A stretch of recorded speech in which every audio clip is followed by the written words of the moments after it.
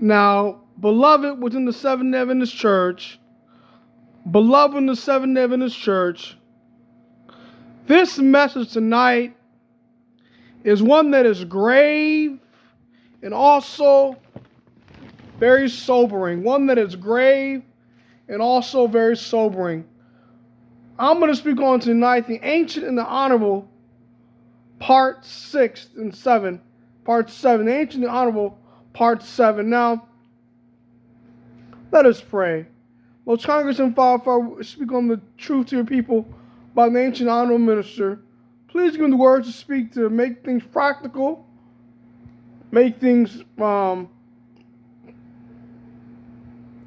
applicable to modern contemporary applications of these last days, and encourage my brothers and sisters to follow present truth for these last days and give the heart to Jesus with the whole heart. And just Christ my pray. Amen. Now, beloved, look at me here at Isaiah 9, 15 and 16. I'm not going to do much preaching tonight. I'm going to do more teaching. This is why it says we need to have less preaching and more teaching, and more healing than more teaching and preaching. Look here, Isaiah 9, 15. Take from Isaiah 9, 15 and 16. Look what she says right here. She says, Bible says right here, it says, the ancient and the honorable, he is the head, and the prophet that teacheth lies, he is the tail. For the leaders of this people cause them to err, and they that are led of them are destroyed. So, beloved, in the Christian Seventh-day Adventist Church, Desire of Ages says, Desire of Ages clearly states this. The Bible, Sister White says, a nation's ruin and a nation's progress were due to her religious leaders. Now, I'm a religious leader now. I've got a certificate in church leadership from Oakland University. I've got an associate in Jewish studies from Oakland University. I'm qualified to be an associate pastor within the Seventh-day Adventist Church, an ordained associate pastor within the Seventh-day Church, at least worldwide. I know about the NAD, but at least worldwide in other divisions. And a lay leader in this country, or canvasser, or self-supporting minister, pathfinder director in this country, maybe teaching in schools. Beloved, I was barred from being a local elder in my local church, at First Seventh-day Adventist Church, or being a pastor or elder or intern pastor, because I don't support the surge. I say right to you, I don't support Sunday surge. What is Sunday surge? That's Sunday morning services, Sunday sacredness services for Seventh-day Adventists. Because I don't support women's ordination. What's women's ordination? That's ordaining of ladies as pastors, elders, and deacons, and making them spiritual leaders of homes over men and children and women. Because I don't support celebration, getting your prayers on with Kurt Franklin and Fred Hammond and these guys. Beloved, the ancient, the honorable, he is the head. The prophet that teacheth lies, he is the tail.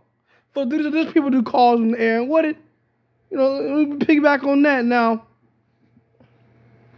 Proverbs says this, it states, clearly it says, if the hoary head is in righteousness, it's a crown of glory. But if the hoary head is in wickedness, beloved, it's something to watch out for. The young prophet from Judah 13 went with the older prophet, and the older prophet said, for as much as you have come back and eaten bread and drunken water in this place, your carcass shall not go home to the sepulchres of your fathers. And the lion tore up the young prophet and took him by the way. Could it be, beloved, that these young prophets like myself, that graduate from Oakland University, that are trying to do soul-supporting ministry, whether in publishing or preaching online or some ministry, or taking advantage of the older wolves in sheep's clothing, these hireling ministers, whether it be former leaders of our general conference or former deans of our religion departments or former interim president of our schools, and say, come home with me and eat bread with me. And the young prophet said to them, give me half. If you give me half your house, I will not go in with you or eat bread with you or drink water in this place, for it was commanded me by the word of the Lord, eat no bread nor drink water, but to rebuke you and not eat with you. And they say, take a car bribe. Take this car bribe, they say. Take this car bribe and we'll make you a great man, like Balak did to Balaam. It's so sad, beloved. It's so sad. And it's so sad we have this new young lady over in England, nice lady, who came out against me for saying I was teaching the David Gates teaching years ago, 3 or 4 years ago, saying I was teaching this teaching of time setting, when she said I was talking to our general conference leaders because I believe in the imminent return of Christ and reapplication time prophecy and repeating in large. And she said because of that I was time setting. When all I said was that time can be reapplied to those days after 1844. We have examples of this in the Bible and the spirit of prophecy.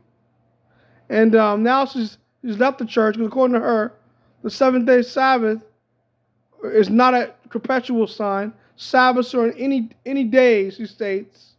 Any days, she states. For the ceremonial Sabbaths. Now I agree with her to some extent.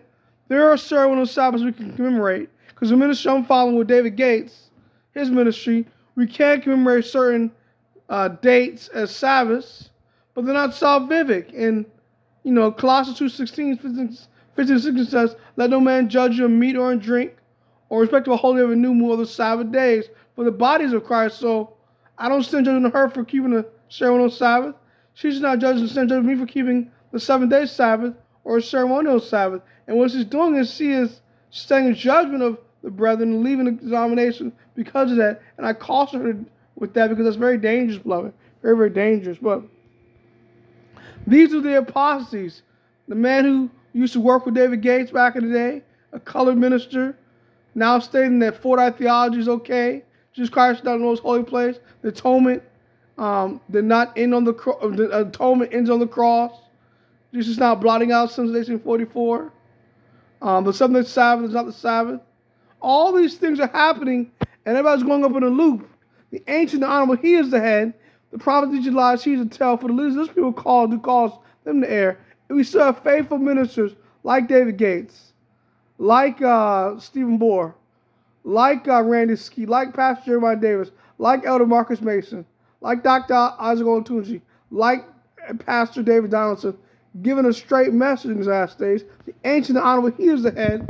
The prophet teaches lies, he is the tail. But these are the people who calls them to err. We have unfaithful shepherds like Desmond Ford, like Canwright, D.M. Canwright, like Dr. Gregory Allen, Religion Department, like Dr. Quasey teaching witchcraft, Jesuit prayer to students, spiritual formation to students, and going up and down with her witchcraft, like Dr.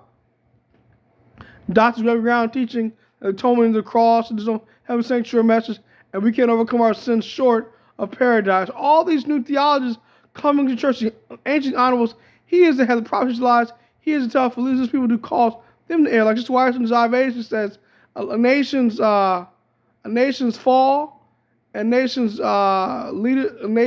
fall, and progress were due to her religious leaders. Well, I'm not going to bite my tongue to please anybody. I'm not going to bite my tongue, beloved, to please anybody.